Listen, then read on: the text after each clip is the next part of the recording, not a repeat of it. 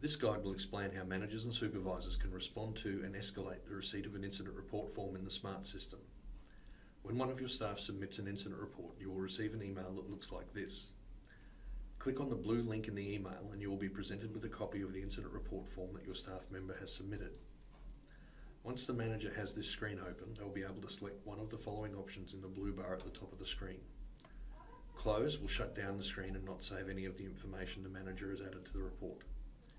Edit will open the incident report and allow the manager to send the report straight to the safety team in Brisbane for review and/or closure. Raise action will allow the manager to allocate an action to another person for them to manage, or send the report back to the original staff member and ask for further information. Raise the investigation/SIPI notification. This allows the manager to escalate the report to their executive director, who will review the information and decide whether the report should be sent to the wider executive notification group. Email link will allow the manager to send a report to another person to review. Generate PDF will allow the manager to print a copy of the report for their records. Note, if the incident fits the category of a serious injury or high potential incident, known as a SIPI for short, refer to the intranet for the definition of what is or is not classified as a SIPI. You can then use the employee lookup function to select your executive director in the specified field. Go on to complete the SIPI section. Remember to be concise and do not use the affected person's name. Then press the submit in the blue bar at the top of the screen.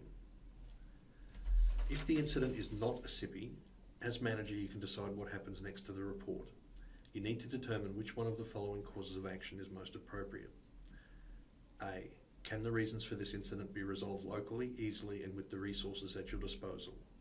If yes, and you are the person that can take the corrective actions, go to the blue bar at the top of the screen and press Edit, and follow these steps. Firstly, press Raise Action in the blue bar at the top of the screen. A new box will appear.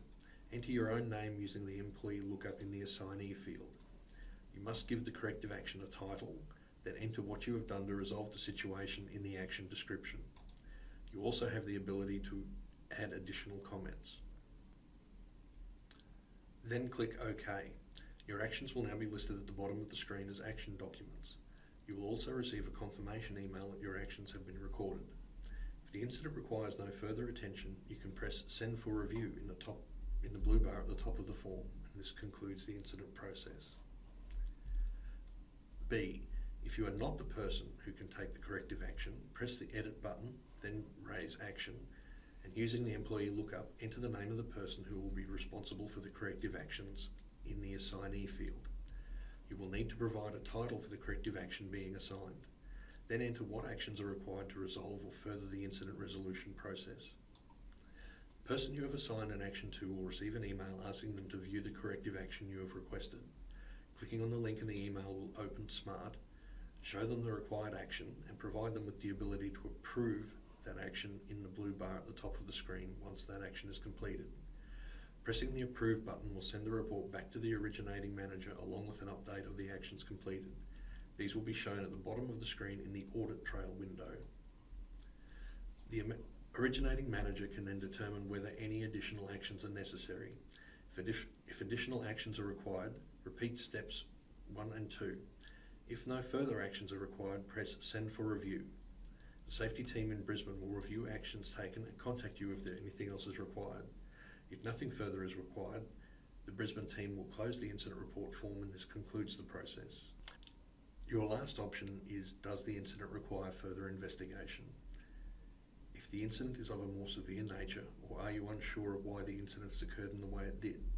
Do you have further questions for anyone before you feel comfortable signing off on the incident? If so, it may be necessary to commence a formal incident investigation. If you think this may be the case, contact the Safety and Injury Management team in Brisbane for guidance on what to do next.